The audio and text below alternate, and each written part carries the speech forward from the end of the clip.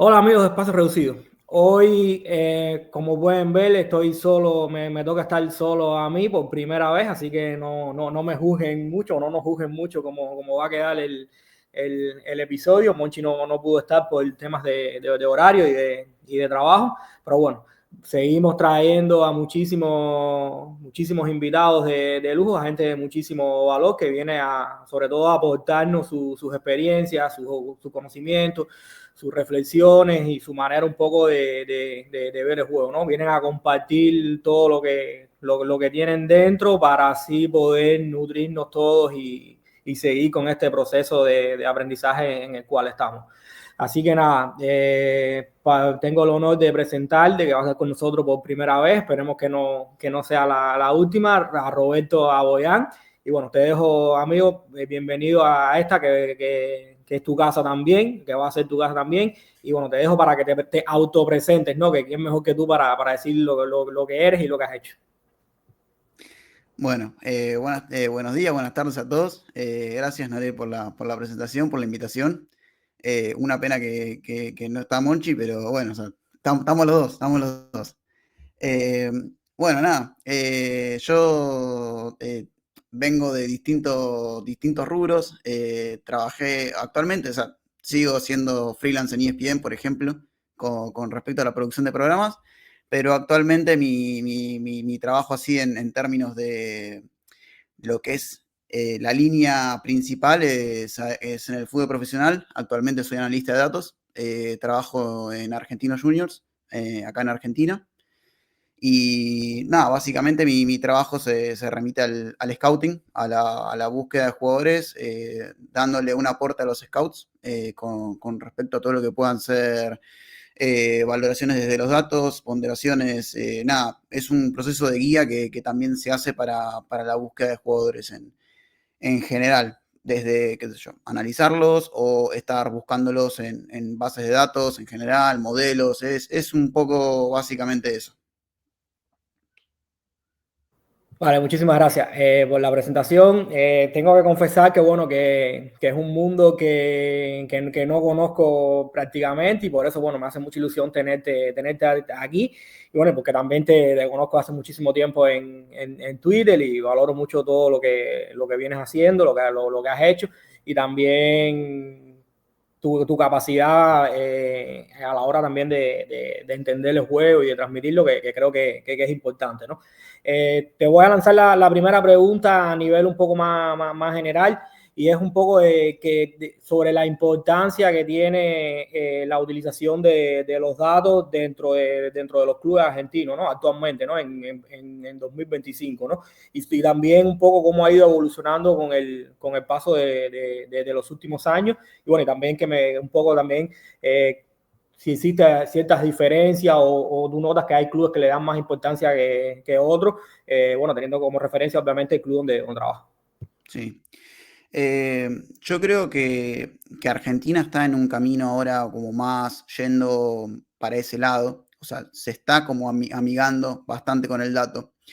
También yo siento que hay como una percepción medio, como un poco distinta de lo que se entiende como el dato en general, porque el dato puede ser cualquier cosa, pero el dato sin un contexto, o simplemente, qué sé yo, por lo general, voy a generalizar, pero la gente entiende como el dato el típico tuit de un defensor que termina en un buen partido y dice, no fue gambeteado, tuvo tantos duelos, tuvo esto, tuvo lo otro, y quizás falta la imagen en general.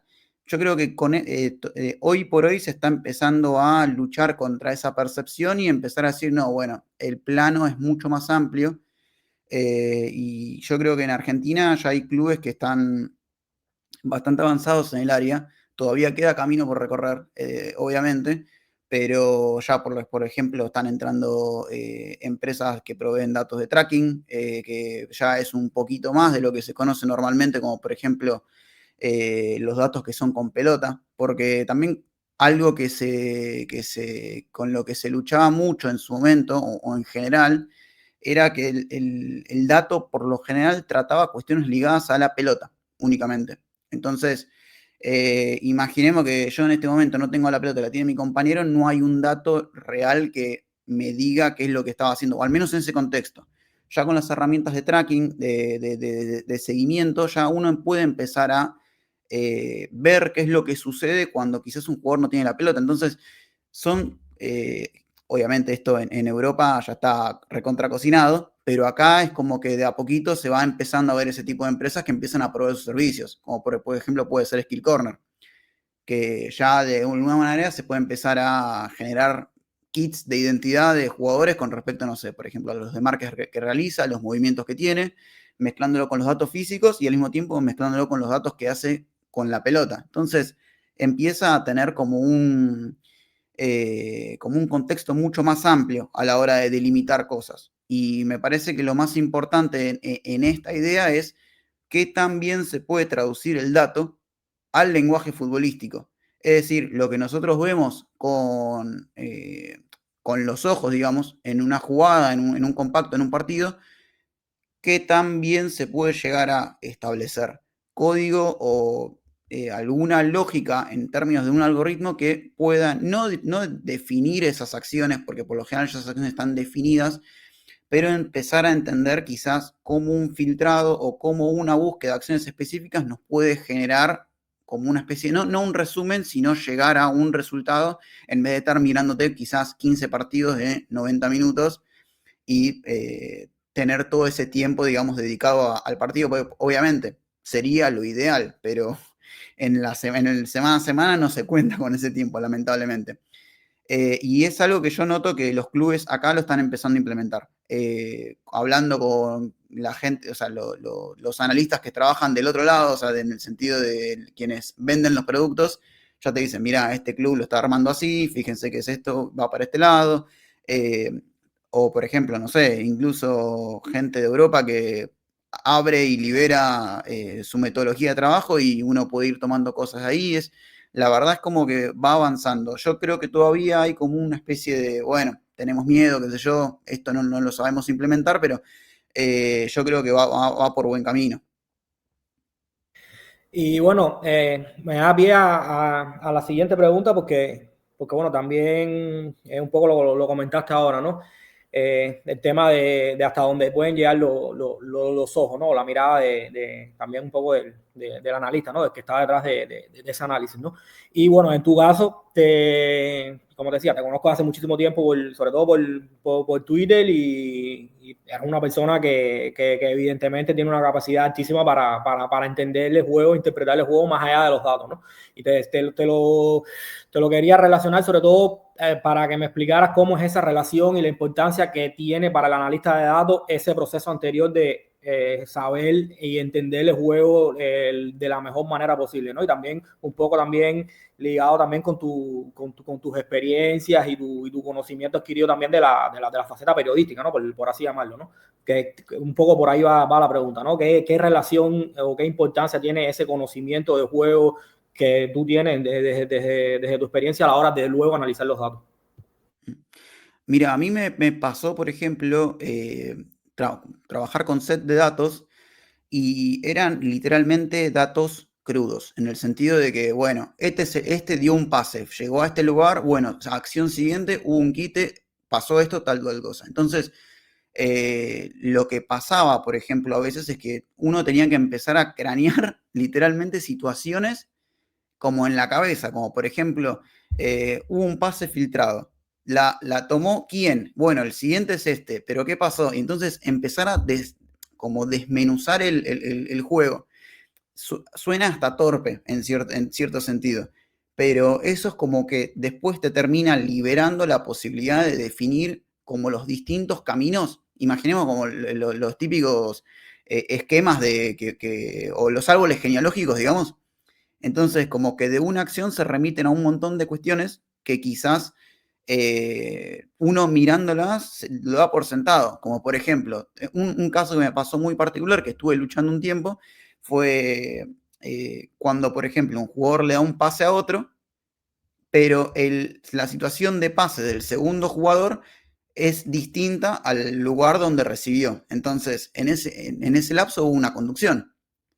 Y empezar a pensar como ese tipo de relaciones que hay de una acción a otra, de una coordenada a otra, y como esos detalles terminan haciendo que el dato se termine pareciendo más a lo que se ve realmente. Pero yo creo que hasta que uno se da cuenta son cosas que uno da por sentado. Que, por ejemplo, uno controla, recibe, gira, hace 5 metros y abre el pase para la banda, por ejemplo. Y claro, en el mapita de los pases que van apareciendo, resulta que en realidad era pasa acá, pasa acá, pasa acá. Pero todo lo que sucede en el medio, uno lo tiene que tratar de recrear. Y entonces ahí me parece que termina siendo la clave. En contextos en donde el dato es, dentro de todo, bastante básico y hay que trabajarlo un poquito más. Hay otros que ya te dicen, mira, la pelota hizo este recorrido, este juego recorrió por acá y todo eso. Con respecto al conocimiento, me parece que yo creo que un analista de datos que se especializa en fútbol debe estar al menos en el contexto del fútbol, porque por lo general puede llegar a pasar que, claro, un dato que sea determinante para uno no sea determinante en el contexto real donde se está trabajando.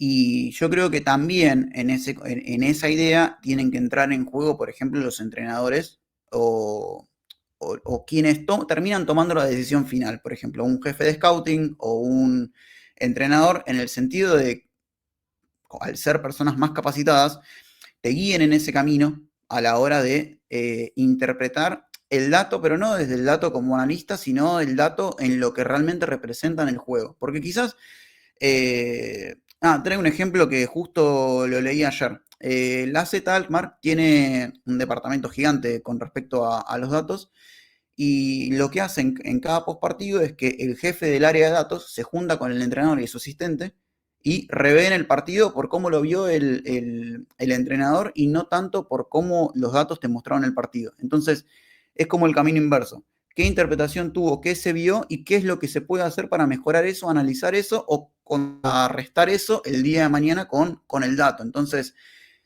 datos hay una infinidad de cosas, pero quizás los partidos se resuelven por detalles y tener o las situaciones o las contrataciones o quizás hay uno que tiene mejor número que otro, pero resulta que en este caso particular este jugador con esta información, con este dato, nos puede rendir mejor porque el entrenador juega de una manera, porque el plantel está compuesto de otra manera y quizás es un detalle. Incluso muchas veces pasa, por ejemplo, que uno puede llegar a armar informes de 10, 15 filminas y resulta que el dato al final es, mira, en la presión tras pérdida no llegamos a recuperar las pelotas que necesitábamos recuperar. Y todo lo demás medio que no importa, pero en realidad sí te da contexto a uno de que está armando eso, de cómo fue toda la situación y cómo llegar a ese dato clave que después termina, digamos, sirviendo al entrenador. Porque después si le decís, no sé, ganó tantos duelos y en una de esas le sirve, pero en una de esas también te dice, mira, para mí el partido estuvo por otro lado y los duelos estuvimos bien, así que no le voy a dar pelota, básicamente. ¿Y cuál diría, ya que mencionas esto, cuál dirías que son las mayores diferencias entre la utilización del dato a la hora del scouting y la hora de brindar la información a los cuerpos técnicos como tal? A mí me parece que el dato tiene mucho más protagonismo en el scouting que en el análisis, digamos, partido a partido de un cuerpo técnico, digamos. Sí es verdad que también se puede implementar, se pueden generar como factores que si en algunos casos, no sé, la métrica le da más es porque va para este lado, si da menos va para este lado, pero me parece que en el scouting es mucho más importante porque por lo general tiende a facilitarte un poco el trabajo a la hora de resumir quizás lo que el jugador hace, pero en una especie de pantallazo general. Yo el otro día leía una declaración de, de Fábregas que decía que justamente había un jugador, que no recuerdo el nombre, del Como, que venía teniendo datos que venía teniendo métricas que eran bastante bajas. Pero resulta que ese jugador venía jugando en el equipo donde lo estaban mirando en un contexto en el que él no se sentía cómodo. Entonces, también hay otra parte, de que el dato también no es infalible. tiene sus matices. Uno también tiene que tratar de identificar y no ser, digamos, dogmático en ese sentido, porque después te hablan, sí, el dato es objetivo, sí, el dato es un número, no va a cambiar, pero sí es sujeto a una subjetividad que es la del entrenador en quien te pone en un lugar para jugar, y que ese jugador va a depender de las circunstancias en donde está y en base a esas circunstancias va a puntuar, entre comillas, en las métricas que se están considerando. Entonces, ¿qué tan objetivo es al final? Entonces, ahí es como que ya yo empiezo como a tomar con pinzas a la hora de, bueno, si buscas jerarquía, está bien. Qué sé yo, por ejemplo, Abel Hernández en Liverpool hizo 25 goles en la temporada. Obviamente, va a estar bien. No hay, o sea, eso lo digo yo, lo dice cualquiera. Ahora, entender del contexto para ir a definir alguna contratación o una búsqueda, o entender que, mira, estos datos no dan bien, pero en el video el scout me está diciendo este tipo vuela. Entonces también hay que saber ese tipo de cuestiones. Y yo creo que lo mismo pasa en menor medida, en menor marco de tiempo, en el análisis partido a partido. Pero esto yo creo que en el análisis partido a partido se tiene que ser un poco más relacionado eh, a los videos individuales, por ejemplo. Mira, el lateral pasa tantas veces, hace esto, hace lo otro, y eso sí delimitarlo con datos. O por ejemplo, nos vamos a enfrentar a un equipo que presiona mucho. Entonces, claro, ¿a qué vamos a ver? El PPDA. Los pases permitidos por acción defensiva en los primeros 40 metros de salida del equipo rival. Entonces, ya ahí son como, en realidad, más tirando al lado de los KPI. Y eso ya sí se puede identificar con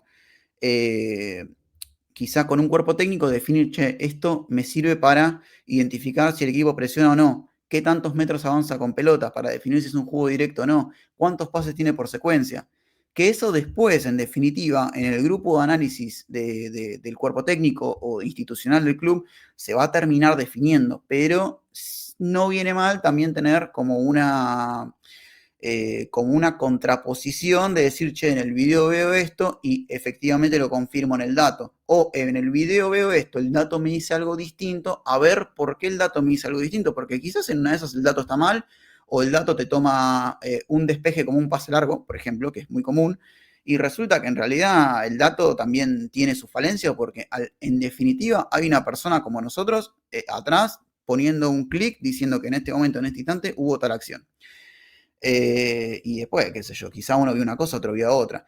Pero sí me parece, por ejemplo, algo que sí está relacionado con el scouting, pero sí con el análisis individual, que por ejemplo, pasan 10 partidos, lo que el entrenador te dice, hoy voy a tener una charla con el lateral derecho, necesito que le preparemos algo, que le preparemos todo lo que venimos hablando sobre él, en términos de rendimiento, como para también justificárselo. Y ahí sí también entra todo este convenio de lo que venía diciendo sobre el scouting, con relación a el análisis de lo que viene haciendo un jugador semana a semana. Pero ahí ya, claro, ahí tenés 10, 12 partidos y ya tenés el rendimiento más o menos analizado por él en términos del videoanálisis semana a semana y los videos individuales, y sabés que podés dar una pata más de análisis con respecto al dato en sí, como para darle también una posibilidad más a la hora de justificarlo, ver en qué nos estamos equivocando, ver en qué se está equivocando él, o sea, completar la historia con esa pata más. Sí, hablaste también que me resulta muy interesante, ¿no? El tema de la parte humana detrás del dato, ¿no? Y que como quiera que sea, también tiene mucho de interpretación y puede tener sus falencias, como tú dices, ¿no?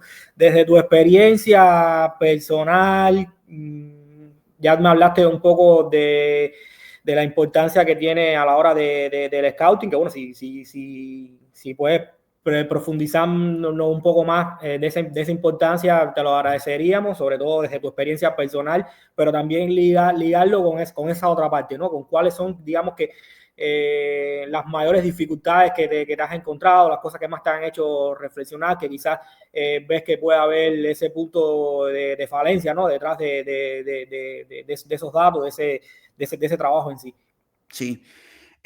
Por ejemplo, todo va a depender obviamente de la calidad de lo que se contrata. Obviamente, o sea, esto no es por matar a nadie, ¿no? Digamos, tampoco la idea es esa.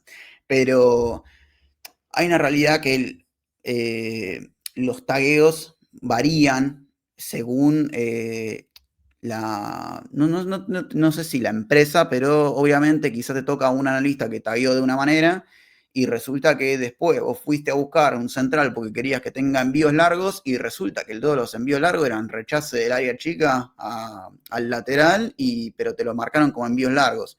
Y eso suele pasar bastante.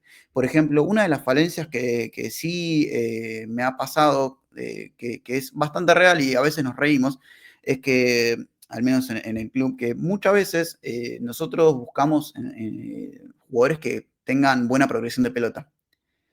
Y resulta que los primeros siempre te dan los jugadores que revientan para arriba, porque claro, hacen envío de 40 a 45 metros.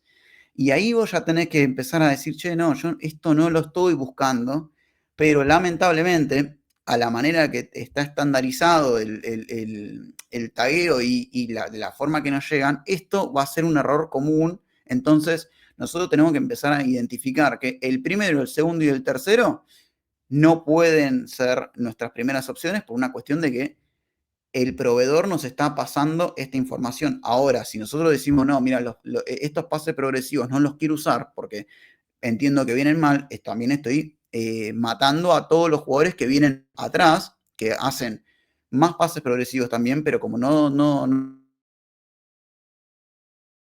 atrás o rechazan menos porque es un equipo que defienden menos, resulta que tienen menos pases de este contexto errado de pase progresivo. Entonces, yo creo que ahí hay que hay que tener matices a la hora de pensarlo, pero al mismo tiempo, acá hay una realidad. El analista de datos que trabaja en un contexto de scouting no puede no estar mirando fútbol, porque eso también lo va a hacer identificar situaciones que son anómalas. Vas a decir, no, pero espera, este central juega un equipo que el 80% del partido están defendiéndose en bloque bajo y reventándola para arriba. No puede ser un central que progrese desde el pase, digamos. Van a ser contextos que uno tiene que entender y quizás, supongamos, te dicen, quiero los centrales que mejor progresan. Y vos vas y haces, bueno, filtrado top 15 y resulta que el director deportivo o tu jefe o el jefe de scouting mira esa lista y te dice, pero espera, acá hay 7 tipos que no condicen con esto. Y ahí sí hay que empezar a ser muy cauto, hay que tener conocimiento de la liga que se está analizando. Eso es muy importante y eso es una de las principales falencias que puede haber a la hora de trabajar el dato a ciegas, de no cuestionar. El dato tiene que ser cuestionado constantemente, pero no torturado, porque si uno tortura el dato te dice lo que quieres escuchar. En cambio, si uno lo cuestiona y mira y va a ver el video, porque por lo general el dato está condicionado, está puesto con un video, va, mira, se toma ese rato de más y empieza a definir, bueno, esta métrica me parece eh, más falaz, quizás es más mimetizable con otras cosas. Esta sí, efectivamente, me da que es exactamente lo que sucede. Y en el mejor de los casos, si uno tiene la ingeniería para hacerlo, también puede generar sus propias métricas en base a otras métricas. Porque por lo general, doy un ejemplo, los pases tienen inicio y final y también tienen los datos de altura.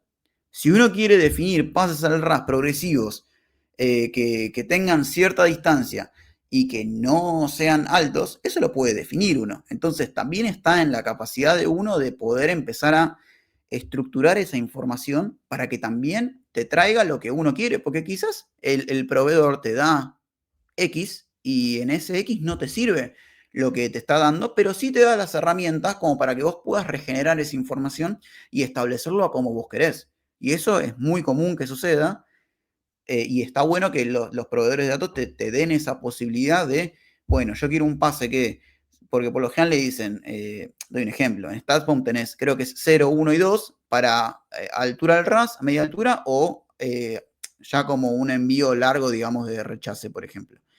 Y vos ya puedes empezar a definir, quiero que el pase sea de esta manera, quiero que el pase recorra tantos metros, quiero que el receptor siempre reciba en tal lugar, o sea, ubicacionalmente, digamos. Quiero que reciba a mitad de cancha y que el pase salga en el tercio defensivo, o sea, como para generar un contexto de rompimiento de línea. Si tenés la posibilidad de poder definir la ubicación de los jugadores en el momento que sucede esa acción, mejor todavía, podés generar pases que rompan líneas de una manera un poco más seria, entre comillas. Y eso ya depende de qué tan avanzado estás con el proveedor en términos de cuánto pagas y cuánto te dan, y al mismo tiempo de cuánta capacidad tiene uno de regenerar ese tipo de cuestiones. No sé si respondí la pregunta, pero si no, le seguimos dando vuelta, no hay problema. Sí, no, y porque de hecho, con el tema del scouting, a mí eso de hecho me parece lo más difícil, lo que tú comentas, ¿no? Entender un poco el contexto de la liga y el contexto de los equipos que tú estás mirando, ¿no? Para los jugadores dentro de ese contexto que tú estás mirando, ¿no? Y bueno, supongo que te tocará mirar 1 millón de ligas, 1 millón de equipos, y los contextos son completamente diferentes, ¿no? Y por ahí va un poco la cuestión que quería que me explicara, ¿no? ¿Cómo es esa interpretación de datos teniendo en cuenta un poco el contexto para saber qué me sirve y qué no me sirve?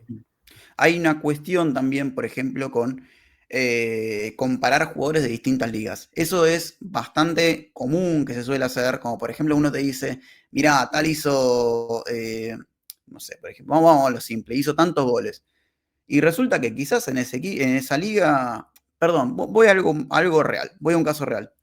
Eh, Pasa muchas veces en la liga colombiana que los equipos no suelen defender, o sea, se replegan bastante seguido. Automáticamente vos vas a ver muchas veces que los centrales, incluso, o el 5, se tiran atrás de la mitad de la cancha, llegan, se juntan y el equipo rival ya está esperando con los 11 jugadores a la altura del mediocampo y ya para atrás. O sea, el primer tercio como que te lo liberan. Por lo general suele ser así. No digo que sea así constantemente, pero por lo general es un fútbol de muchos más espacios.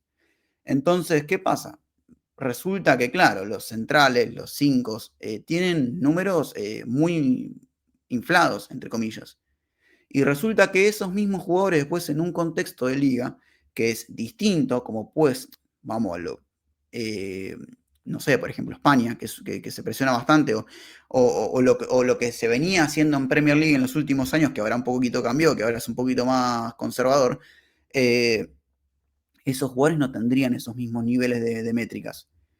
También hay un trabajo de video que uno define, bueno, este chico evidentemente tiene la capacidad, tiene la técnica, tiene los controles, tiene la forma de pasar que, bueno, va a poder resolver en menor cantidad de tiempo las situaciones que se podrían llegar a resolver en un contexto mejor.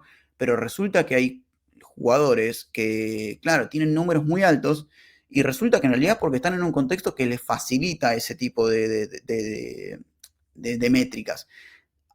¿Qué se suele hacer, por ejemplo? Hay empresas o hay clubes que generan indicadores de traspaso con relación a qué representación tiene esa métrica en X contexto a otro contexto. Entonces te dicen, bueno, mira, si un jugador viene supongamos, de Argentina y se va a la Premier, por ejemplo, el porcentaje de adaptación, o sea, en términos de sus métricas, va a bajar X cantidad, porque va a necesitar un tiempo de adaptación, va a necesitar, como quizás desde lo físico también incluso, va a variar.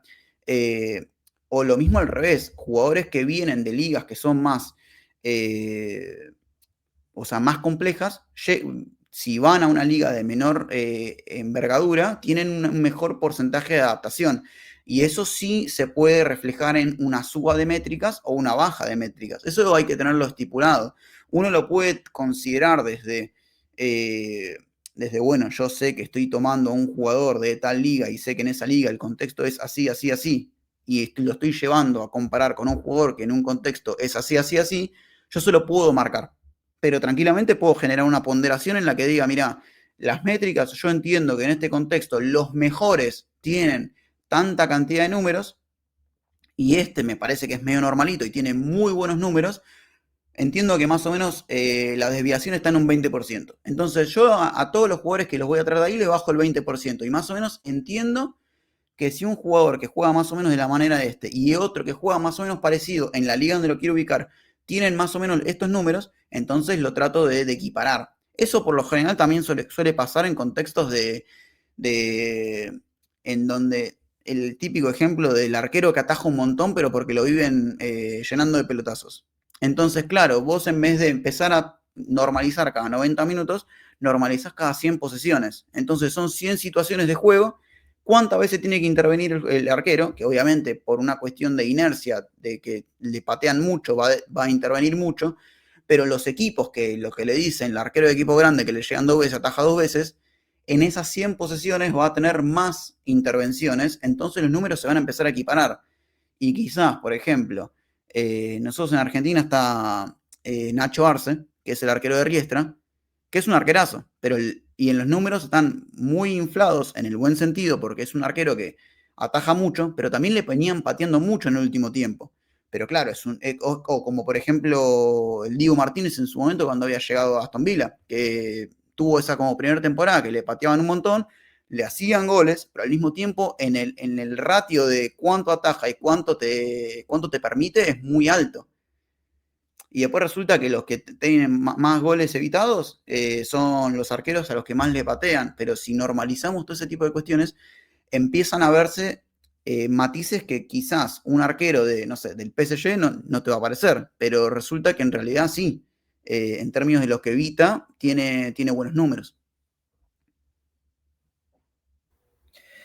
Sí, sobre todo es muy interesante esto que comentas, ¿no? Y también lo enlazo un poco con lo que me decías de que datos hay un millón, ¿no? Y yo creo que al final es una realidad y empieza un poco por ahí, ¿no? Que muchas veces esa parte de que comentabas, ¿no? Que muchas veces terminas viendo lo que quieres ver, ¿no? Intuyo que dentro de esos miles de datos con los que tienes que trabajar, hay algunos que te gusten mucho y otros que no te convenzan tanto, ¿no? Sobre todo te lanzo la pregunta, el comentario un poco por ahí, ¿no? Dentro de esos datos con los que te chocas a diario, ¿cuáles quizás no, o si existen esos que no te convencen demasiado? Existen esos que sí te convencen mucho, incluso me comentaste que también incluso existe la posibilidad de crear tus propios datos, ¿no? Sí. Y por ahí va un poco la pregunta, ¿no? ¿Cuánto importante es la sensibilidad también del que está analizando el dato a la hora de interpretar lo que está ocurriendo? Por ejemplo, hay un dato que a mí no me gusta, que trato de evitarlo cada vez que puedo, que son las recuperaciones.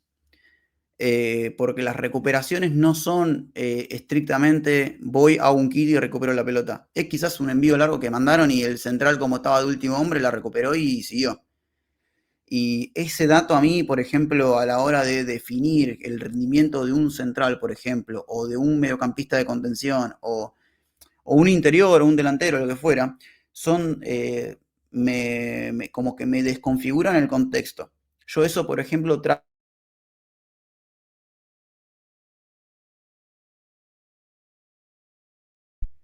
eh, si, por ejemplo, en dónde se dieron los duelos defensivos, como que ir al dato real que represente, no quizás una acción fortuita del juego, que justo la pelota me cayó donde estaba yo, que también puede ser también por una ubicación del jugador, y eso también es mérito del jugador.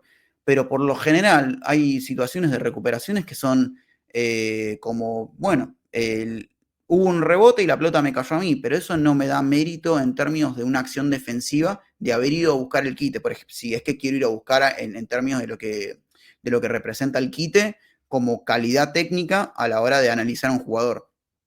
Eso, por ejemplo. Después, a mí me gusta mucho la métrica del XT, que es el X-Thread, que, o sea, como el índice de amenaza, que básicamente lo que hace es medir el movimiento de la pelota con respecto a las acciones, de qué tanta amenaza de gol generan esas acciones. Es como una especie de gol esperado del expected goals, pero para las acciones en general. Pero tiende a definir el inicio de coordenada de la situación al final de coordenada de la situación. Entonces, con eso, quizás no es un pase que lleva remate, no es una situación de tiro, no es una gambeta específicamente muy vistosa, pero quizás sí es una conducción, quizás es un pase que lleva otro pase, que lleva otro pase, y termina generando una acción de gol, pero esa primera acción que quizá al no estar definida dentro de una secuencia de pases, mejor dicho, perdón, al no estar definida en un contexto cercano a un pase, te termina dando más información de la representación que le puede dar en términos de amenaza de gol a un jugador para un equipo, y eso sí es contextualizable en las situaciones y en las secuencias. Otra que, por ejemplo, me gusta mucho usar son los pases peligrosos, que entre comillas se la robé a David Sumter, que es un analista que tiene 12, que es o sea, creo que es el dueño de 12, que básicamente lo que hace es medir la cantidad de pases que hay previo a un remate y los cataloga como pases peligrosos. Entonces, y eso lo puedes ubicar en un mapa de calor. ¿En dónde ocurren los pases previos a un remate? Pero no el pase exactamente previo al remate, sino los 10, 12 pases que ocurren 15 segundos antes del remate o 10 segundos antes. Uno lo puede definir como quiera. Entonces, claro, si resulta que en esos 10 segundos previos hubo solamente 2 pases, te puede dar el indicio de que puede ser un juego directo. Pero al mismo tiempo vos puedes ver la ubicación de esos pases y si resulta que los pases en ese contexto están dados en el área propia, resulta que, claro, es un arquero, por ejemplo, que juega bastante directo, entonces tiene incidencia en ese sentido. Y eso también se puede medir con el XT. Entonces, es una mezcla en realidad. Yo creo que la clave está en poder sacar un poquito de cada una. Por ejemplo, el PPDA es una métrica muy interesante a la hora de medir el rendimiento en términos de la presión, de los pases que permiten en una acción por acción defensiva de la salida del rival, pero al mismo tiempo hay situaciones que quizás en los datos convencionales un delantero no tiene las presiones que realiza. Entonces, ¿qué pasa? Hay jugadores que presionan, pero que no realmente generan la pérdida a causa de su presión, pero sí encadenan una cuestión, o sea, como una cuestión de errores que puede hacer que el segundo jugador presionante o el tercer presionante pueda generar esa recuperación. Ahora bien, si ese jugador juega en un equipo donde el PPD es alto, ya podemos dar por sentado que si el jugador cumplió una cantidad de partidos, va a estar presionando. Después hay que ver cómo lo hace, pero ya al estar dentro de ese contexto, a nivel scouting, yo si veo que ese jugador es delantero y está en un equipo con un PPDA bajo, en términos o sea, alto en el sentido de cuánto presionan y bajo en términos del número de los pases que permiten, resulta que, claro, es un jugador que presiona. Después quizás no va a estar reflejado en las recuperaciones que nosotros queremos ver, o en los duelos defensivos, o en las intercepciones. Pero sí va a ser un jugador que, y eso no aparece en el dato, al menos en el dato convencional. Sí, quizás en uno de tracking. En uno de tracking vos vas a ver, este tipo hizo este recorrido cuando la pelota estaba acá. O incluso, si vamos a hilar más fino, lo bueno del tracking, que esto sí me encanta, es que uno puede empezar a contextualizar situaciones específicas en situaciones específicas. O sea, supongamos, yo quiero que un delantero o un centrodelantero me realice constantes desmarques de ruptura en un contexto de juego directo. Entonces, ¿qué pasa? Agarro el momento en el que el arquero tiene la pelota y empiezo a ver qué es lo que está haciendo en ese preciso instante el delantero. Si de la nada empiezo a ver que hay movimientos de tracking cortitos en el que supera la línea intenta tirar como ese desmarque de ruptura a espalda de los centrales, vuelve, porque el arquero no se la jugó, lo vuelve a intentar segundos más tarde, el arquero no se la juega con el central se prefiere para jugar en largo, el delantero vuelve a hacer ese desmarque de ruptura, pero no se la tiran porque por lo general en la televisión no lo estamos viendo, porque es como que toda la situación está en el área propia, pero esas cuestiones en el tracking se terminan visualizando, porque por lo general tienen acceso a cámaras tácticas, que son cámaras panorámicas, entonces esas cuestiones se ven. Y empezar a definir, bueno, yo quiero este patrón que me lo realice el delantero. Voy, lo identifico, lo codeo si hace falta, o en mejor de los casos, el proveedor de datos ya me lo da, entonces, claro, resulta que vamos a empezar a ver delanteros que nos gustan más por una cuestión de los movimientos que realizan que por sobre otros. Después hay que ver si los realizan bien. O, por ejemplo, un delantero que se tira atrás. Entonces, partimos de que está fijando a los dos centrales. Sabemos que la posición de los centrales, sabemos la posición de los delanteros, del delantero centro, y vemos que hace un desmarque de apoyo.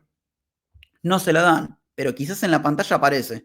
Pero en el tracking sí aparece ese movimiento. Vuelve a fijar.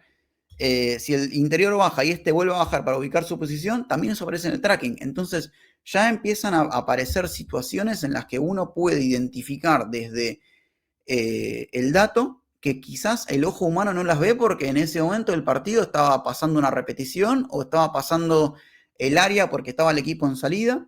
Si querés, vamos a un ejemplo claro. Las típicas salidas de De Zerbi que suele meter al arquero, los dos centrales, los laterales abajo, mete a los dos pivotes en la puerta del área propia y mete a los dos extremos, al 9 y a un media punta, en una línea de 4, una especie de 4-2-4. Nosotros en la televisión estamos viendo el 4-2 inicial con la presión del rival, pero no estamos viendo ese posicionamiento. Después, si la transmisión es benévola y te tira la repe de cámara offside que se ve todo, ahí ya empezás a definir mejor, pero esa repe de cámara offside no aparece en el dato, porque no es una situación que se vio en el juego en el momento donde se estaba tagueando, pero si tenés datos de tracking, esas cosas se pueden empezar a identificar y ya empezar a plantear, bueno, mira, en la salida este jugador entiende que hay que fijar para generar espacios interiores. Entonces ya eso te da otro pie a, bueno, vamos a analizar qué también entiende el juego. Porque obviamente uno lo puede entender mirándolo, pero también se puede entender qué tan inteligente es el jugador desde el tracking con relación a qué hace el equipo y cómo ese jugador se adapta a ese contexto. No, es interesante porque, bueno, sobre todo me quedo con algo que dijo Ander Cotorro cuando estuvo por acá hace poco, a la hora del análisis de vídeo, que él nos decía bueno, que por ejemplo, puso un ejemplo claro de una situación de finalización por carriles centrales, de juego interior, pero que quizás va ligado un poco con lo que tú venías diciendo, ¿no? Que quizás venía de un saque de banda 10, 15 pases atrás, ¿no? Y también eso son cosas que hay que tener en cuenta porque es importante también saber desechar la información, ¿no? Y por ahí va un poco la cuestión, ¿no? Qué importante es la intuición tuya, la intuición del analista de datos a la hora también de desechar la información. Sí. Yo trato de, por ejemplo, tomar las secuencias desde las posesiones literales. Como por ejemplo, en realidad no de las posiciones literales, sino como de las unidades de competencia. Que son, por ejemplo, desde que, imaginemos, yo saco del arco, se genera, o sea, salimos, fase ofensiva, la pierdo, ¿qué hago en transición?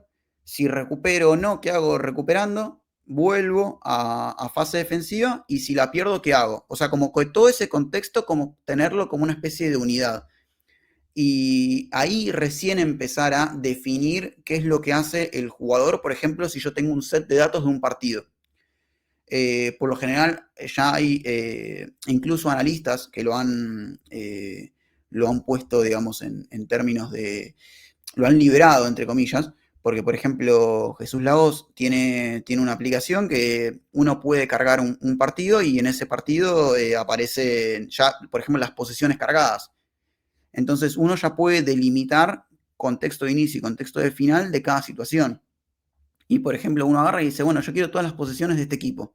Y ahí empieza a delimitar cómo arrancan, cómo empiezan, o si efectivamente quizás un lateral puede representar una situación de juego que se está implementando constantemente a la hora de generar ventajas. Porque quizás resulta que justo esta situación que vos mencionás de un lateral fue fortuita. Hubo una triangulación, hubo un tercer hombre y salieron de cara al arco rival libres. Bueno, perfecto. Era una situación que resolvieron por intuición, digamos, de los jugadores. Pero si resulta que, claro, cada inicio de posesión desde un lateral resulta que tiene un patrón a la hora de identificarlo y decís, bueno, pará, esto no lo podemos empezar a definir como por ejemplo decía antes yo de los pases de 15 segundos antes de un remate. Porque estoy dejando atrás algo que en la historia de lo que es la generación de las secuencias de peligro de este equipo, sí son importantes. Entonces ahí sí hay que empezar a verlo. Y también, esto también ya va también por el lado de si por ejemplo, un cuerpo técnico, ya esto yendo más a quizás a un contexto de análisis partido a partido, tiene un analista de pelota parada. Y ya en la pelota parada entran los laterales, entran los corners, entran si hay tiros libres de falta preparada también. Y, por ejemplo, no sé, vamos al Brentford. laterales al área y que, está bien, sí, se la tiran todo al central de 2,5 m, pero bueno, hay una suerte de movimientos que genera que este central pueda cabecear y que, no sé, que cayó de la tire, que ayer la cabecee, pero que también haya jugadores que vayan a buscar esa segunda pelota. Entonces, eso sí me parece importante y yo creo que siempre hay que tomar todo. Primero hay que tomar todo, identificar qué es lo que más ocurre y bueno, empezar a delimitar ya por ese lado. Porque si realmente nos ponemos desde lo que es como de lo básico básico y empezamos a delimitar situaciones que ocurren una vez, dos veces, tres veces y empezamos a darle la misma notoriedad a todo eso, no llegás. O sea, es una cuestión que no llegás. Ahora bien, si empezás por lo que más ocurre a lo que menos ocurre, por lo general vas a empezar a encontrar tendencias que se van a repetir más seguido. Pero ahí también está la clave en poder tomar todo el pantallazo de la jugada y no quizás las últimas finalizaciones. O, por ejemplo, si tomamos todos los goles, bueno, desde el comienzo que arranca la posesión. O desde el momento si la perdimos, la transición tras pérdida, ¿qué hicimos? Si fuimos para este lado, fuimos para el otro. Y después resulta que quizás cada vez que la perdiste en las situaciones de gol, buscaste priorizar la posesión, entonces no es un equipo que ataque en transición. Y ahí ya tenés un patrón. Y ya después de eso empezás a desgranar todo como una especie de árbol genealógico desde cómo arranca la posesión a cómo finaliza. Perfecto. Y ahorita hablaste del tema también del tracking y, por ejemplo, el GPS. Es decir, hay clubes que tienen un poder también económico que le permite también tener un montón de información, ¿no? Y mi pregunta va un poco por ahí, ¿no? ¿Hasta qué punto hoy en día puede estar ligado también este tipo de datos con el tema de la preparación física o la planificación de las sesiones de entrenamiento? Sí. Hay algo que ocurre que es que los GPS por lo general son individuales del club. Entonces, yo tengo mi club, entonces si vos sos un jugador de otro club, yo no tengo acceso a esa información del microciclo o de la carga de entrenamiento o lo que fuera. Internamente, vos podés empezar a crear, hay métricas que un preparador físico realmente te puede definir mucho mejor, pero por ejemplo, lo que yo he trabajado con respecto a eso, podés empezar a medir el porcentaje de intensidad de lo que hizo en el partido con respecto a lo que viene haciendo en la semana, con respecto a lo que viene haciendo en los partidos anteriores, para, por ejemplo, medir la carga que le vas a implementar la semana siguiente, para no tenerlo, para no lesionarlo, para no generarle ningún tipo de fatiga muscular, que eso después pueda llegar a una lesión. O sea, por lo general lo que al menos yo trabajo son seguimientos fecha a fecha con respecto a lo que hace en el partido, con respecto a lo que venía haciendo antes, como para también entender dónde está parado el jugador. Algo que sí ocurre con el tracking, que el tracking, entre comillas, democratiza esta información. Porque con el tracking uno termina haciendo que tiene acceso a los recorridos del jugador, en qué tanto tiempo y distancia lo hace. Entonces, con un poco de cuenta ya empezás a medir tantos metros recorridos en tantos segundos, tantos metros recorridos en tantos minutos, cuántos kilómetros recorrió, a qué velocidad lo hizo. Y en base a qué velocidad hizo ya empezás a representar las bandas. Bandas corriendo, bandas a alta intensidad, bandas en sprint. O sea, de 15 a 20 kilómetros, de 20 a 25 kilómetros, de 25 para arriba. El conteo de altas intensidades, el conteo de aceleraciones y desaceleraciones. Obviamente no va a estar en un estándar lo que puede ser un GPS, porque el GPS me parece que es más fidedigno a la hora de representar los recorridos y las distancias y las intensidades, pero, y obviamente el esfuerzo físico, pero al mismo tiempo lo que te da el tracking con respecto a este contexto es, bueno, en un estándar que yo entiendo que puede estar un poquito más inflado o un poquito menos inflado, tengo a todos los jugadores de la liga. Entonces yo ahí puedo empezar a pensar, bueno, más o menos el tracking difiere en un 10% de lo que realmente suele hacer mi jugador en el GPS. Perfecto, bueno, empiezo a contextualizar el tracking con respecto a los números que me da el GPS. Entonces, claro, si yo sé que mi contención hace 11.000 metros por partido y en el tracking me dice que está en 11.050, 11.500, por ejemplo, y eso se representa a lo largo de todos los partidos, yo ya puedo empezar a pensar que si el 11.500 representa los 11.000 de mi volante de contención, ¿qué hacen los otros? ¿O en dónde lo hacen? ¿O qué tanta representación tiene la alta intensidad con respecto a otros equipos? Porque resulta que, por ejemplo, yo analizaba, vuelvo al caso de Abel Hernández, es un jugador que no corre muy poco, las altas intensidades las tiene bien, pero es un jugador que no se mueve mucho. Pero yo si no tuviera el GPS, o sea, no tengo el GPS de él, pero yo entiendo que es un jugador que juega dentro de todo bastante fijando rivales y definiendo en los últimos metros. No presiona, no corre, pero tiene una calidad absoluta, entonces puede hacer la diferencia. Y eso te permite entender también, yendo al lado del scouting, cómo juega ese jugador en el contexto en el que juega. Resulta que puedes tener un tipo como Silvera de Peñarol que corre una barbaridad y claro, el tipo está constantemente acelerando, desacelerando, haciendo cambios de dirección. No es un tipo muy rápido, pero está corriendo constantemente, entonces es muy movedizo en fase ofensiva, al mismo tiempo en la presión. Y eso el GPS te lo puede dar, obviamente, pero es propio. Vos no tenés acceso al de los otros, pero sí tenés acceso a un número que quizás es erróneo. No te digo que es exactamente lo que vos necesitas ver, pero sí te da un pantallazo de, che, ojo con este porque corre una barbaridad, es un superhumano. Después resulta que el tipo te dice que corre 15.000 metros. Mentira, no va a correr 15.000 metros, estoy exagerando, ¿no? Pero sí probablemente corra 11, 11 y medio. Y eso sí te puede dar un pantallazo de que, ojo con este que está corriendo por encima de la media.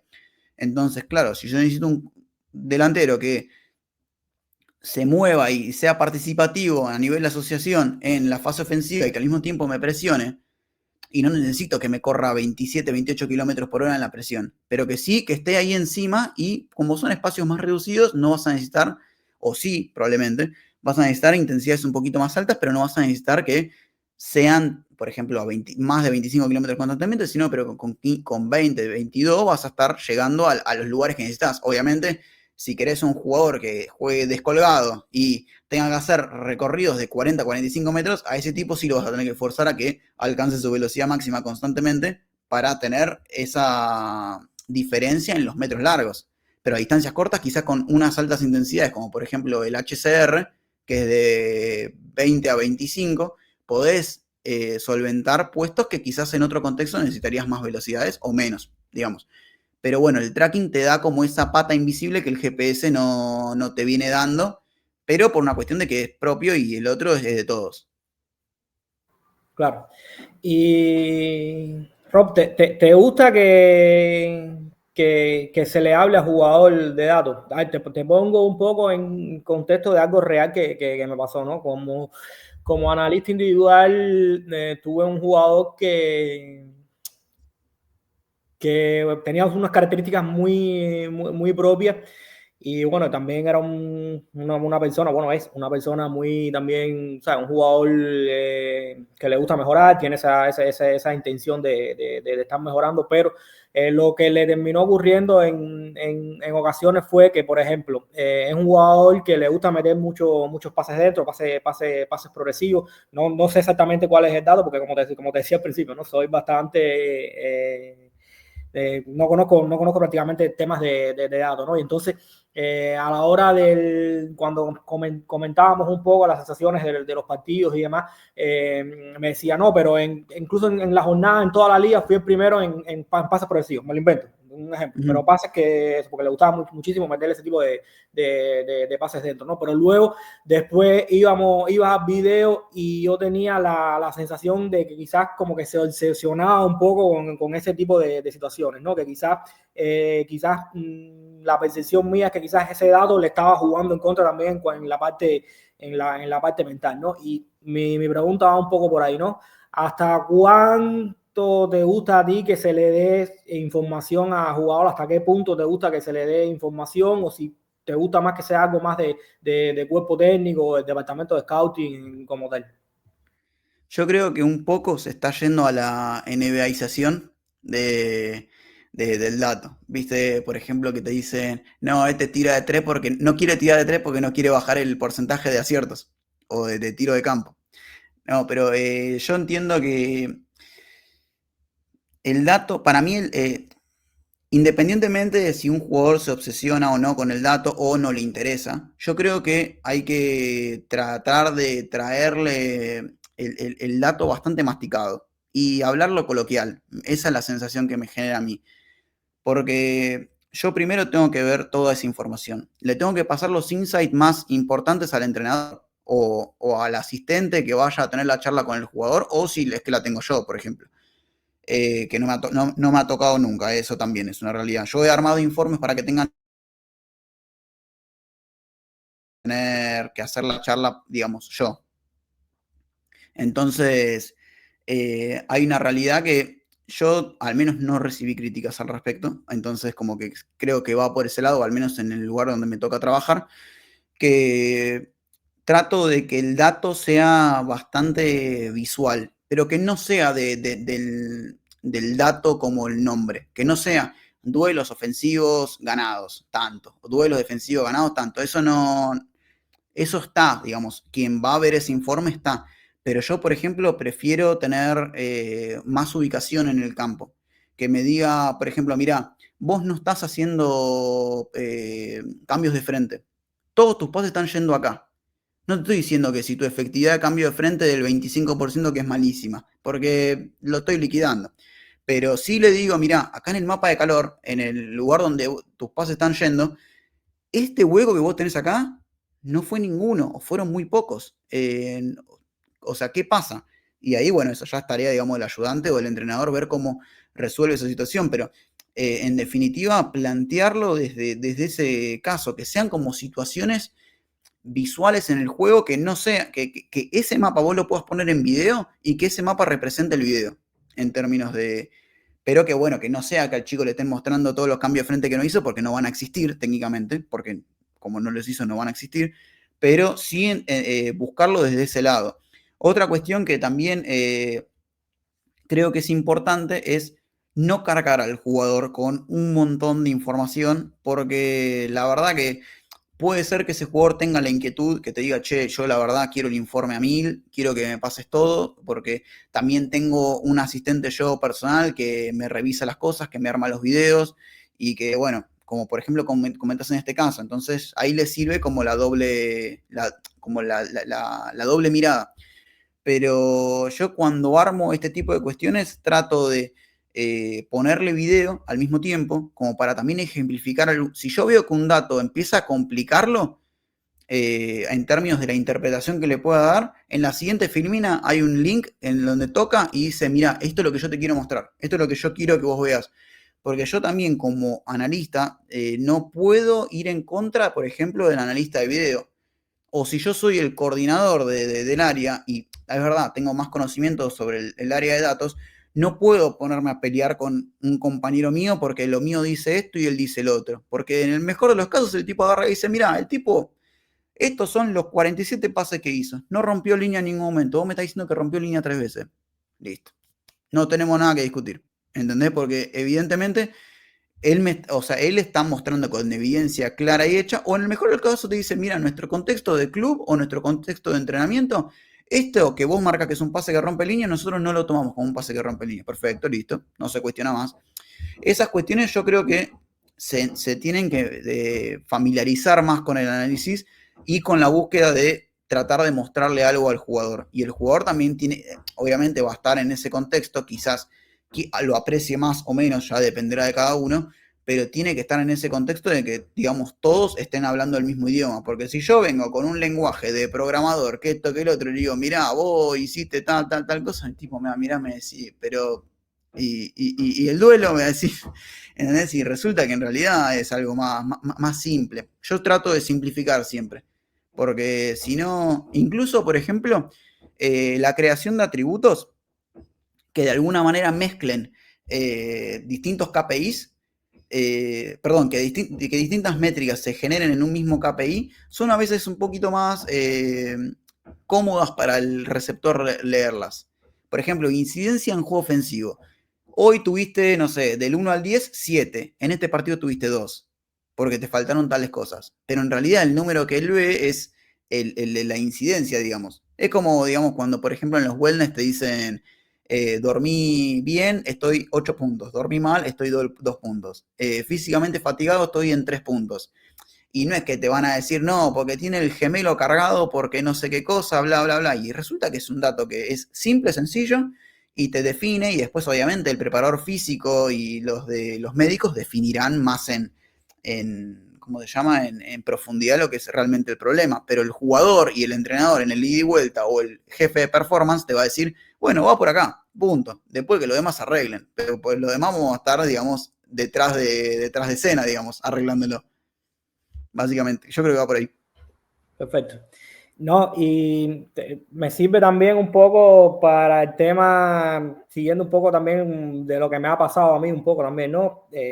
Como analista de vídeo, muchas veces creo que también un poco lo que tú comentabas ahorita, ¿no? Está presente un poco ese autoengaño, ¿no? Ese querer ver lo que uno quiere ver, ¿no? Y a la hora de analizar datos, creo que es algo que también puede ocurrir, ¿no? Y mi pregunta va un poco por ahí, ¿cuán frío debe ser un analista, bueno, de datos en este caso, ¿no? Pero un analista general a la hora de sentarse a analizar lo que está, lo que está viendo, ¿no?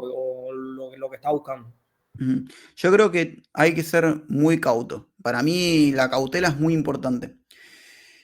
Porque muchas veces pasa que no se mide, o sea, sí se mide la calidad en términos de las acciones, pero muchas veces pasa que, por ejemplo, te dicen, este tipo remató 10 veces, y resulta que los de remates fueron malísimos. Y vos no podés salir a una conferencia de prensa como entrenador y decir, nosotros llegamos 10 veces. Pero claro, el hincha, ¿qué te va a decir? Te va a matar, ¿me entendés?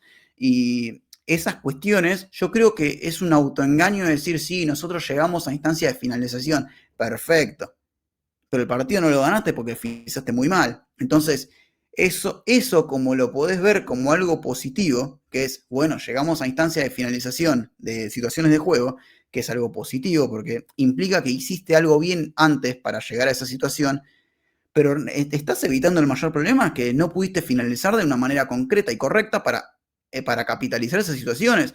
Entonces, algo bueno que se puede ver como que vos digas, llegamos a zona de finalización, bien, perfecto, muy bien. Ahora, finalizaste horrible, es algo malo. Eso es lo que vos tenés que empezar a pensar cómo lo vas a resolver. Pero bueno, cada quien se puede quedar con lo que crea y ahí está el engaño para mí. Porque si vos te querés mentir y decir, bueno, no, hicimos todo esto bien, perfecto, está bien, pero también considera lo otro. O sea, no me vendas el vaso medio vacío o medio lleno.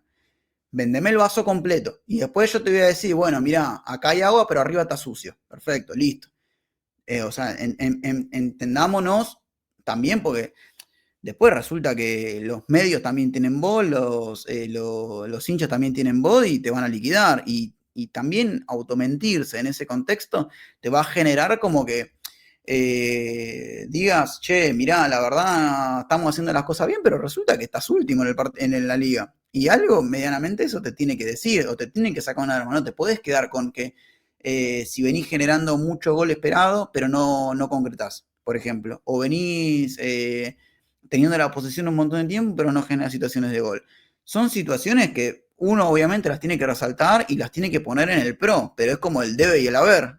Si en el debe vos tenés tantas cosas, entonces algo mal está pasando. Y quedarse con una cosa, quedarse con otra, me parece que es erróneo en ambos sentidos, porque en una de esas desvalorizás todo lo que tenés antes, o sea, te mentís para mal, y en el otro te mentís para bien, diciendo que, qué bueno que soy, estoy llegando a lo que quiero hacer. Pero para mí, mirar eso en términos de frialdad, o venir a decir, che, mirá, el 9 hizo 10 remates, y en realidad de gol esperado tenía 0,2, entonces nada, las mandó al lateral prácticamente, o ni siquiera computaron. Y ahí empezar a jugar con eso, incluso, por ejemplo, no digo el caso específico que vos me decías, pero un jugador que se obsesione con eso diciendo, uy, rematé 10 veces, o sea, increíble, y resulta que en realidad, por haberse obsesionado con el número, no está viendo que está finalizando muy mal. Por ejemplo, por dar un ejemplo, ¿viste? O, y eso se puede ver en cualquier contexto. Y Y nada, para mí yo creo que ahí está la clave. Si vas a resaltar lo positivo, fíjate que en una de esas quizás algo negativo también puede haber, porque evidentemente no lograste el resultado. Pero tampoco por no lograr el resultado significa que sos un muerto. También tenés otras cosas que son positivas. Y es un poco saber tener como ese equilibrio de medir una cosa y la otra. Algo de lo que pasa siempre en Twitter es que cuando uno tiene un buen partido, pumba, te tiran esto, y después la foto de él y te la levanta el representante y con eso quiere, viste, empezar a mostrar al jugador. Es bastante común, pero al mismo tiempo lo que pasa es que esos datos a veces carecen de contexto y resulta que ese dato puesto de una manera es un dato increíble y el dato puesto a la inversa es un dato que te fulmina. Y bueno, para mí para mí lo más importante de eso es ser cauto y ver como todas las variantes posibles de lo que ese dato te puede decir. Porque si remataste una vez y fue gol, uy, mira cómo premia la eficiencia. Llega una vez pero claro, quizás esa eficiencia de tener un solo remate y convertirlo es algo muy bueno, tienes un delantero de muy buena calidad, pero como equipo quizás hay algo que no te está diciendo que es, bueno, estamos generando una sola acción por partido. Eso está mal. Entonces, es un poco eso para mí. Y bueno, te lanzo la última ya para ir cerrando, que se ha hecho muy ameno y muy interesante esta charla. Espero no Y aburrirlos. sí, sí.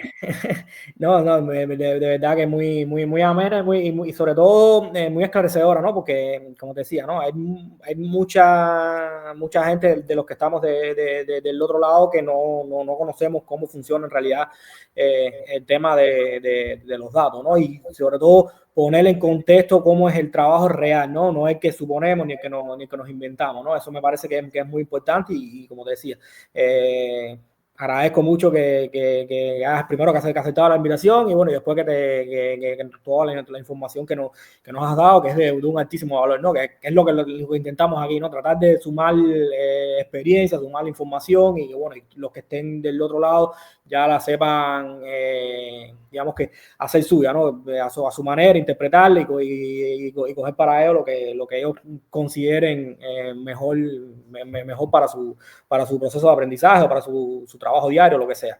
Bueno, en fin, lo que te iba a preguntar y te lo dejé para último porque yo como desde la otra parcela de analista, desde la otra desde, digamos que más de vídeo, por así llamarlo, ¿no? Es para mí la pregunta del millón y bueno, y sobre todo va ligado un poco también lo que veníamos hablando cuando hablamos aquí un poco charlamos con Camilo, bueno, que me comentaste que viste el vídeo y demás, ¿no? Sí, sí, Es esa sí. parte humana, la parte humana de las emociones, de las frustraciones, de los estados de ánimo, de también incluso de los estados físicos, del cansancio y para mí como te decía, como analista desde la otra parcela, para mí es lo más difícil, ¿no? Tratar de vincular ese factor humano al análisis, tratar en tu caso, tratar de vincular dentro de lo posible, porque resulta casi imposible muchas veces, ¿no? Pero cómo es ese proceso, al menos desde tu perspectiva, desde tu experiencia, desde tu visión individual, cómo es ese proceso de intentar vincular un poco el factor humano a lo que es el análisis en sí? Eso para mí es complicadísimo, porque el dato es recontra frío en ese sentido. No tenés ningún tipo de indicio de lo que puede estar ocurriendo. En el dato físico, en términos de, por ejemplo, el tracking, podés llegar pero, o sea, ¿cómo vas a definir que quizás un tipo está emocionalmente caído cuando no corre y quizás el tipo en ese momento no quiso correr o estaba fatigado o lo que fuera? Para mí es complicadísimo, te soy sincero, desde mi perspectiva me parece muy complicado. Para mí ahí te necesitas tener como el roce. Si querés, podés empezar a tener como ciertas premisas de decir, supongamos, ¿no? Quiero repatriar a un jugador. El tipo está viviendo en el este de Rusia, al lado de Japón, muriéndose de frío, ahí cerca de, tipo, literalmente del otro lado del mundo. Y bueno, en una de esas puedo pensar que tipo, puede ser como algo positivo para él que se venga de nuevo al lugar donde lo quieren o lo conocen o tiene su familia. Ese tipo de situaciones, para mí como que podés llegar a intuir. pero eso es literalmente, lo llamás, le decís, o sea, no, obviamente como director deportivo, como representante, che, está en la posibilidad de Argentina, ¿querés volver? Por ejemplo. Y resulta que el tipo te dice, no, no, yo la verdad estoy cómodo, y en una de esas le erraste por completo, y en otras te dice, no, sí, loco, vamos, agarremos, qué sé yo, porque por lo general, ¿qué pasa? En el fútbol argentino, la gran mayoría de los jugadores que vuelven son porque en realidad vuelven porque quieren estar cerca de sus familias o porque quieren volver a jugar en la liga que jugaron, y en base a eso dejan de lado un montón de plata que quizá podrían estar ganando, no sé, por ejemplo, en Arabia o en Europa en una liga de segundo orden, y vuelven acá y no es que tampoco esté mal pago, digamos, pero en términos de lo que podrían ganar en otros contextos, son mucho más, es distinto. Pero para mí es como que, para mí es incalculable. Yo, te soy sincero, no sabría cómo decirlo. Obviamente que, no sé, seas el entrenador y le pegues un llamado y le digas, che, mirá, ¿cómo venís? ¿Cómo estás? Pero si no, después resulta que, claro, ves un jugador que está de bajo nivel y qué sé yo, después aparece un periodista y te dice, no, viene con problemas familiares, qué sé yo, que esto, que el otro, y decía, ah, mira, con razón, este tipo no venía rindiendo porque efectivamente algún problema tenía, o no venía jugando, o estaba peleado internamente con el grupo, y esas cuestiones son que no las sabés, y muchas veces también se peca de juzgar a un jugador sin saber ese contexto, y eso es lo que más grave es, entre comillas, porque obviamente uno lo hace desde no saber y no conocerlo, pero para mí es complicado. Yo te soy sincero, no. Mira, esta pregunta literalmente voy a tener que bajar para no responderte. O sea, ya lo que pensé que creía podía saber es eso. Más que eso no te quiero mentir. No, y que en realidad es así. De hecho, siempre, por eso te digo que le tengo muchísima valoración y muchísimo aprecio a la hora de ver el juego. Y bueno, todo lo que me has comentado aquí de tu trabajo y de interpretarlo, porque yo creo que nosotros como analistas, los que intentamos analizar, tenemos que estar conscientes de que tenemos muchas limitaciones, que nosotros tenemos una frontera bien marcada a la hora de los análisis, ¿no? Que nosotros solo podemos interpretar o analizar lo que vemos, pero hay muchísimo de lo que no vemos, de lo que no percibimos, de lo que no sentimos, que no se puede interpretar. Y yo creo que partiendo de esa premisa, yo creo que así es como quizás podamos ser un poco más precisos a la hora del análisis, ¿no? De hacer nuestro trabajo como tal, ¿no? Y bueno, nada, de nuevo agradecerte, hermano, lo que te hayas pasado por aquí. De verdad que me lo pasé muy bien y como te decía, es fundamental estos ratos para nosotros en nuestro proceso de aprendizaje. Nos suman muchísimo, muchísimo, muchísimo porque nos acercan a la parte del juego que nos interesa, ¿no? Que son las experiencias y las reflexiones internas de cada cual, que ahí es donde yo creo que está el verdadero valor, ¿no? En el proceso de aprendizaje, ¿no? Porque si nosotros podemos ponernos a estudiar un libro, ponernos a estudiar lo que sea, estudiar miles de cosas, pero yo creo que esa parte humana, esa explicación humana cercana, yo creo que es lo que termina, a mí personalmente, es lo que termina transmitiéndome de verdad, ¿no? Así que pues, te vuelvo a agradecer y te dejo un poco para que te despidas aquí de los que están del otro lado de la pantalla. Espero haberlo hecho bien, ¿no? Porque es mi primera vez como desde esta parte de un poco de entrevistador y la verdad que se me da fatal, pero bueno, algo es algo. No, no, la verdad yo la pasé excelente. ¿Qué son? Casi una hora y pico, ¿no? Ni sentí que se pasó. La verdad, nada, yo disfruto mucho de este espacio. Siempre cuando puedo, auriculares, me pongo a trabajar y alguna de las notas que hacen o de los, o sea, como el formato podcast que tienen, me pongo a escuchar. La verdad que yo cuando me escribiste me puse muy contento porque ya había visto la de Camilo, había visto otras más. Y claro, dije, che, que tipo, o sea, como que me sentí en cierto punto y dije, oh, qué bueno, ya, justo los estaba escuchando y me escribieron, así que yo la verdad estaba contentísimo. Lástima que no estaba Monchi, pero nada, no importa. Lo perdono.